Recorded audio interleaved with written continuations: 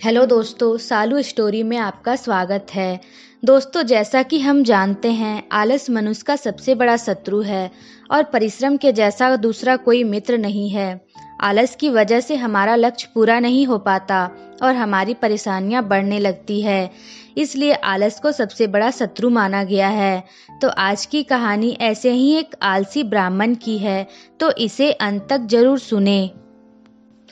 एक बार की बात है, एक गांव में एक ब्राह्मण रहता था। वह सुबह उठता, नहाता, पूजा करता, खाना खाता और फिर सो जाता था। उसके पास किसी भी चीज की कमी नहीं थी। उसके पास एक बड़ा खेत, खाना पकाकर देने वाली एक सुंदर सी पत्नी और 2 बच्चों का अच्छा परिवार था। सब कुछ होने के बाद भी ब्राह्मण का परिवार एक बात से बहुत परेशान था कि ब्राह्मण बहुत आलसी था। वो कोई भी काम खुद नहीं करना चाहता था और दिन भर सोता रहता था। एक दिन बच्चों का शोर सुनकर ब्राह्मण जाग गया और उसने देखा कि उसके दरवाजे पर एक साधु महाराज आए हैं। ब्राह्मण और उसकी पत्नी ने साधु महाराज का स्वागत किया और उन्हें भोजन कराया। भोजन के बाद ब्राह्मण ने साधु की खूब सेवा की। साधु महाराज उनकी सेवा से बहुत प्रसन्न हुए और उन्हें वरदान मांगने को कहा।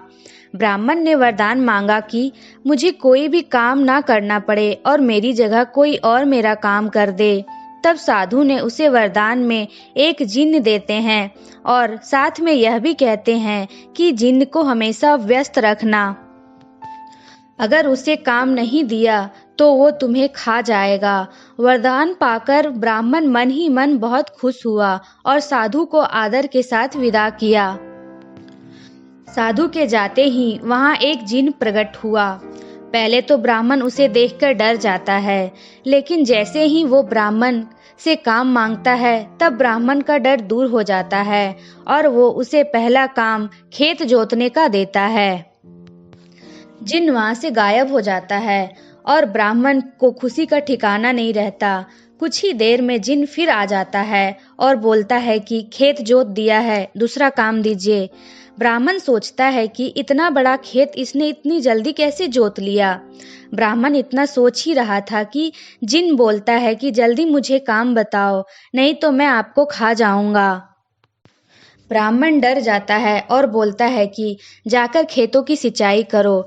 जिन्न फिर वहां से गायब हो जाता है और थोड़ी ही देर में फिर आ जाता है। जिन्न आकर बोलता है कि खेतों की सिंचाई हो गई है, अब अगला काम बताइए।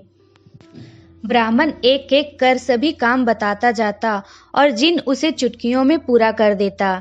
ब्राह्मण की पत्नी यह सब देख रही थी और उसे अपने पति के आलसीपन पर चिंता होने लगी। शाम होने के पहले ही जिन्न सभी काम कर देता था। सब काम करने के बाद जिन्न ब्राह्मण के पास आ जाता और बोलता, अगला काम बताइए, नहीं तो मैं आपको खा जाऊंगा। अब ब्राह्मण के पास कोई भी काम नहीं बचा जो उसे करने के लिए कह सके। उसे चिंता होने लगी और वह बहुत डर जाता है। जब ब्राह्मण की पत्नी अपने पति को डरा हुआ देखती है तो अपने पति को इस संकट से निकालने के बारे में सोचने लगती है। वह ब्राह्मण से बोलती है कि स्वामी, अगर आप मुझे वचन देंगे कि आप कभी आलस नहीं करेंगे और अपने सभी काम खुद करेंगे तो मैं इस जिन्न को काम दे सकती हूँ। इस पर ब्राह्मण सोचता है कि पता नहीं यह क्या काम देगी। अपनी जान बचाने के लिए ब्राह्मण अपनी पत्नी को वचन दे देता है। इसके बाद ब्राह्मण की पत्नी जिन्न से बोलती है, हमारे यहाँ एक कुत्ता है, तुम जाकर उसकी पूंछ पूरी सीधी कर दो। याद रखना, उसकी पूंछ एकदम सीधी होनी चाहिए। जिन्न बोलता है, अभी यह काम कर देता हूँ। यह बोलकर वह वहां से चला जाता है। लाख कोशिश करने के बाद भी वह कुत्ते की पूंछ सीधी नहीं कर पाता और हार मान लेता है। हार कर जिन्न ब्राह्मण के यहाँ से चला जाता है। उस दिन के बाद से ब्राह्मण अपने आलस को छोड़कर सभी काम करने लगता है और उसका परिवार खुशी खुशी रहने लगता है।